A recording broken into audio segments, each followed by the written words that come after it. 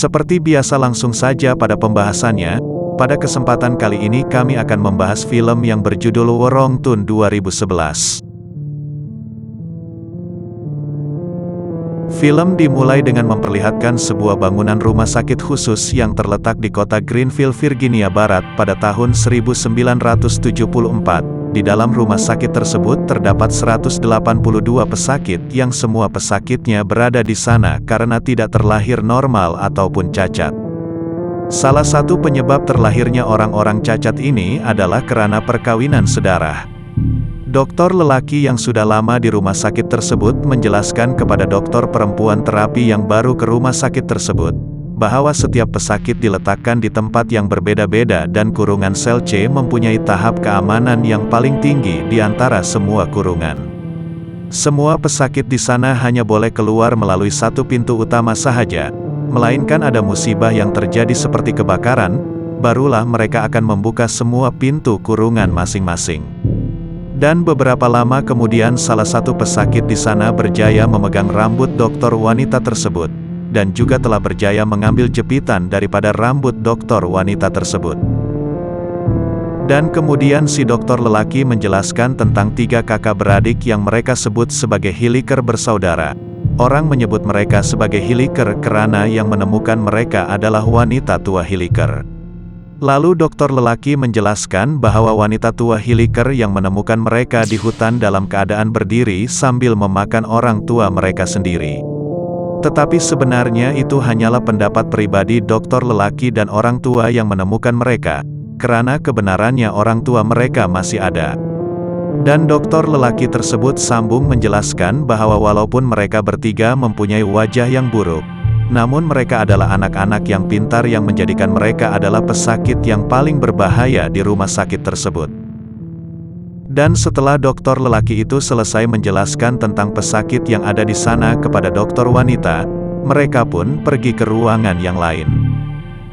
Selepas kedua dokter tersebut pergi, lalu pesakit yang telah berjaya mengambil jepitan dokter wanita tadi mencoba untuk membuka kurungannya dengan jepitan itu. Tetapi nampaknya pesakit itu tidak berjaya, lalu pesakit itu pun memberikan jepitan tersebut kepada 3 bersaudara Hilliker yang berada di hadapan kurungannya.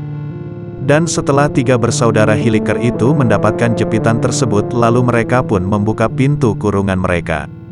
Kemudian semua pesakit pun menjadi bising karena 3 bersaudara Hilliker tersebut berjaya keluar daripada kurungan mereka. Penjaga keamanan di sana pun merasa terganggu oleh suara bising yang berada di luar, dan apabila penjaga tersebut keluar untuk memeriksa, namun malangnya penjaga tersebut telah digigit oleh 3 Hilliker bersaudara hingga mati. Dan setelah 3 bersaudara tersebut berjaya membunuh penjaga tersebut, lalu mereka pun membuka ke semua sel kurungan dalam rumah sakit tersebut dengan hanya menekan satu butang kecemasan. Dan terjadilah kekacauan di rumah sakit tersebut, seperti yang dilihat ke semua pesakit nampaknya sangat gembira semasa menyiksa dokter-dokter tersebut hingga mati. Dan film pun beralih ke tahun 2003, yang memperlihatkan 9 mahasiswa dari Universitas Western yang berencana untuk menghabiskan masa liburan musim dingin mereka ke kabin teman mereka yang bernama Porter di pegunungan Virginia Barat. Pemilik kabin tersebut Porter sudah pergi ke kabin itu terlebih dahulu untuk mempersiapkan kabin, untuk menyambut teman-temannya yang akan datang ke kabin tersebut dengan menggunakan mobil salju. Dan setelah beberapa lama dalam perjalanan ke kabin tersebut, teman mereka yang bernama Kyle kebingungan karena jalan yang sering digunakan untuk ke kabin tersebut ditutupi salju, dan mereka semua pun pergi ke kabin tersebut dengan mengikuti jalan lain yang belum pernah dilalui. Malam pun tiba tetapi mereka belum juga menemukan kabin Porter teman mereka, dan mereka berencana untuk berpatah balik, tetapi sudah tidak bisa karena badai salju yang semakin buruk. Lalu mereka pun melihat sebuah bangunan di dekat situ, jadi mereka semua terpaksa untuk pergi ke bangunan tersebut untuk menghindari kedinginan dari badai salju. Dan ternyata bahwa bangunan tersebut ialah rumah sakit yang ada di awal film ini, tapi tempat itu sudah tidak terpakai dan tak berpenghuni. Lalu mereka pun berencana untuk memanfaatkan tempat itu untuk menghangatkan diri. Ketika mereka sedang bersantai di dalam bangunan tersebut, Tiga kakak beradik cacat yang kini sudah dewasa datang ke bangunan itu yang ternyata adalah tempat tinggal tiga bersaudara tersebut dengan membawa mayat seorang lelaki untuk dijadikan makanan. Dan di dalam bangunan pula para remaja itu sedang menjelajahi rumah sakit tersebut, yang kemudiannya menemukan sebuah ruangan auditorium lama di situ. Dan di ruangan tersebut juga mereka menjumpai satu set film yang akhirnya film tersebut diputarkan dan ditonton bersama. Dan film tersebut memperlihatkan cara perawatan pesakit cacat dengan cara yang cukup menyeramkan, tetapi mereka semua cukup berani untuk menonton film tersebut hingga selesai. Setelah selesai menonton film tersebut, akhirnya mereka semua berencana untuk beristirahat dan mencari tempat tidur bersama dengan pasangan masing-masing. Setelah mereka semua sudah mendapatkan tempat tidur masing-masing, seorang daripada mereka yang bernama Vincent tidak bisa tidur lalu berkata kepada pacarnya kalau dia mau berkeliling dulu di tempat itu. Setelah keluar dan berkeliling di sekitar tempat itu, dia tiba-tiba melihat seorang lelaki yang duduk membalik arah. Dari ciri-ciri orang yang dia lihat itu sepertinya si porter pemilik kabin teman mereka. Lalu si Vincent pun menyapa temannya itu, namun si porter tidak menjawab. Dan setelah mendekat ternyata temannya sudah meninggal. Dan si Vincent pun menjadi takut dan ingin segera kabur, namun malangnya salah seorang daripada tiga bersaudara Hilliker itu telah berjaya membunuhnya. Pagi pun tiba dan Gina menyadari Vincent tidak ada di sisinya. Lalu Gina bertanya kepada teman-temannya yang lain. Namun tiada seorang daripada mereka yang melihat Vincent sejak semalam. Sangat tidak mungkin untuk Vincent keluar daripada bangunan tersebut karena badai salju. Dan akhirnya mereka memutuskan untuk mencari Vincent di seluruh bangunan tersebut. Saat Gina masuk ke sebuah ruangan, dia melihat salah seorang daripada tiga bersaudara yang menggendong mayat porter. Saat Gina bersembunyi di dalam ruangan tersebut, dia melihat orang cacat itu mencincang tubuh temannya itu untuk dimakan. Setelah orang cacat itu pergi, Gina pun keluar dari ruangan itu untuk memberitahu kepada teman-temannya. Di ruang tengah bangunan tersebut, mereka semua yang telah mencari Vincent telah berkumpul dan tiada satu dari mereka pun yang menjumpai Vincent. Lalu Gina datang dengan ketakutan sambil mengatakan mereka akan membunuh kita semua. Belum sempat teman-temannya terkejut karena mendengar cerita Gina, mereka semua mendapatkan lemparan bungkusan dari baju porter teman mereka. Lalu salah seorang daripada mereka telah membuka bungkusan tersebut yang ternyata isinya ialah bagian tubuh porter teman mereka. Dan dari kekacauan itu tanpa disadari tiga bersaudara tersebut sudah bersiap sedia untuk membunuh teman mereka yang lainnya. Setelah menyadari kejadian itu salah seorang teman mereka coba menyelamatkannya, tapi malangnya sudah terlambat. Prayer pun mati dibunuh oleh tiga karnibal bersaudara cacat itu. Dan teman-teman yang sangat ketakutan segera keluar daripada bangunan untuk melarikan diri daripada bangunan tersebut dengan menggunakan mobil salju mereka. Namun malangnya orang cacat itu telah melucuti kabel busi mobil salju mereka semua. Seorang daripada mereka yang bernama Lauren memutuskan untuk mencari bantuan dengan menggunakan ski. Karena hanya Lauren yang bisa bermain ski dengan handal, teman-temannya yang lain yang tidak bisa kemana-mana akhirnya memutuskan untuk masuk kembali ke dalam bangunan dan mencari satu ruangan yang bisa dikunci untuk bertahan daripada serangan orang karnibal itu. Setelah menjumpai satu bilik untuk bertahan, mereka berencana pula untuk mencari senjata untuk mempertahankan diri daripada serangan karnibal tersebut. Lalu tiga daripada mereka pun terpaksa ke ruang bawah, dan setelah berjaya menemukan senjata dan berniat untuk kembali ke ruangan tadi. Namun salah seorang mereka yang bernama Daniel berjaya ditangkap oleh karnibal itu. Dua wanita tersebut baru menyadari bahwa Daniel sudah tidak bersama mereka setelah sampai ke ruangan pertahanan mereka. Lalu jeritan dari Daniel pun terdengar yang memaksa mereka ke bawah untuk menyelamatkan teman mereka Kyle. Kyle pun sampai ke satu ruangan dengan mengikuti suara temannya itu. Dan di ruang tersebut dia telah melihat Daniel disiksa oleh karnibal itu hingga mati. Kyle pun kembali kepada teman-temannya yang lain untuk melaporkan kejadian tersebut. Setelah berbincang akhirnya mereka berencana untuk menjebak tiga karnibal tersebut. Mereka semua pun pergi ke bawah untuk menyerang dan akhirnya telah berjaya mengurung ketiga karnibal itu. Gina yang sangat marah mengatakan kepada teman-temannya yang lain untuk segera membunuh ketiga karnibal tersebut. Lalu Gina pun pergi mencari minyak untuk membakar ketiga karnibal tersebut karena telah membunuh teman-teman mereka.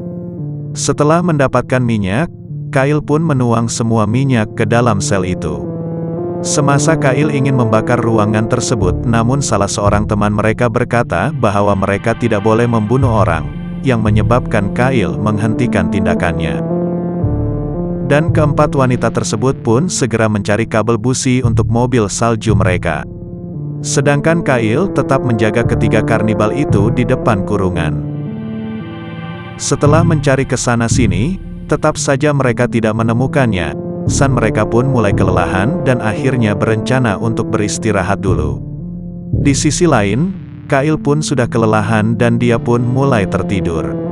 Lalu ketiga karnibal itu memanfaatkan kesempatan itu. Penjepit rambut yang dulu pernah mereka pakai ternyata masih ada di sel tersebut dan telah menggunakan penjepit tersebut untuk meloloskan diri. Ketiga karnibal tersebut pun berjaya melepaskan diri lalu mengajar Kyle. Ketika dalam perjalanan ke Nia untuk menggantikan Kyle untuk menjaga karnival yang dikurung itu, semua lampu tiba-tiba padam tetapi dia tetap memberanikan diri menuju ke sel kurungan tersebut. Namun dia tidak melihat Kyle di sana, begitu juga dengan ketiga karnibal itu. Lalu dia pun segera kembali menuju ke teman-temannya untuk mengabari tentang Kyle dan ketiga karnibal yang telah hilang. Lalu mereka semua pun berencana tetap bertahan di ruangan itu sampai pagi. Dan beberapa saat kemudian mereka melihat seseorang dengan wajah ditutup datang ke arah ruangan mereka. Dan Kenia bilang sepertinya itu adalah salah satu dari ketiga karnibal itu. Lalu Sarah menyuruh agar mereka segera membunuhnya, namun Kenia bilang ini bisa saja jebakan. Namun mereka berpikir kalau mereka berhasil membunuhnya, mereka hanya tinggal melawan dua karnibal yang lainnya, dan hal itu membuat peluang untuk selamat semakin besar. Lalu mereka pun bersama-sama keluar untuk menyerangnya dan telah berhasil membunuhnya. Tetapi saat mereka membuka penutup wajahnya, mereka sangat terkejut karena itu adalah Kyle. Kyle tidak bisa bercakap karena lidahnya telah dipotong. Mereka yang sangat ketakutan pun segera menyelamatkan diri mereka dengan menuju ke atas mencari mantel yang digunakan untuk kekal hangat ketika keluar daripada bangunan tersebut. Kemudian mereka yang tinggal berempat menuju ke satu ruangan yang kemudiannya menutup salah satu pintu. Di ruangan tersebut mereka menemukan jendela kawat berkarat yang tertimbun salju di luarnya. Sarah dan teman-temannya segera membuka dan memecahkan jendela itu. Dan saat itu juga ketiga karnibal menuju ke arah ruangan mereka dan berusaha membuka ruangan itu. Sarah berusaha untuk melubangi salju yang menumpuk di cermin tersebut. Dia melubangi tumpukan salju itu hingga menembus keluar. Lalu dia pun berhasil keluar daripada bangunan tersebut dan mengajak teman-temannya yang lain untuk keluar satu persatu. Setelah 3 dari mereka sudah berhasil keluar dan yang terakhir ialah giliran Gina. Namun malangnya pintunya ruangan yang dikunci tersebut sudah kerjaya dibuka. Saat Gina sedang berusaha keluar melalui lubang tersebut, namun salju kembali menutup lubang itu, dan salah satu teman yang berada di luar mencoba kembali masuk untuk menarik Gina keluar. Namun semuanya sudah terlambat dan Gina pun terbunuh. Mereka bertiga pun segera melarikan diri, dan ketiga karnibal itu pun keluar untuk mengejar mereka menggunakan mobil salju mereka. Sarah tidak sengaja menjatuhkan korek apinya dan membuatnya untuk mencarinya dulu. Setelah mendapatkan kembali korek apinya, dia melihat kedua temannya sedang dikejar oleh karnibal itu. Salah satu temannya itu pun mati. Hari sudah mulai terang dan di sisi lain Lauren yang katanya mencari bantuan telah menjadi mayat karena mati kedinginan. Kenia yang kelihatan masih mencari Sarah dan dari kejauhan salah satu dari ketiga karnibal pun datang untuk membunuhnya. Namun ternyata mereka berdua sengaja memancing karnibal itu agar mereka bisa mendapatkan mobil salju daripada karnibal tersebut. Dan mereka berdua pun segera pulang. Namun beberapa saat kemudian, mereka berdua pun turut mati akibat terkena jebakan dari karnibal tersebut. Film pun sudah pasti telah selesai dan semua remaja itu pun tidak ada yang selamat daripada ketiga karnibal tersebut. Terima kasih telah menonton dan jangan lupa untuk subscribe supaya tidak terlepas video daripada kami.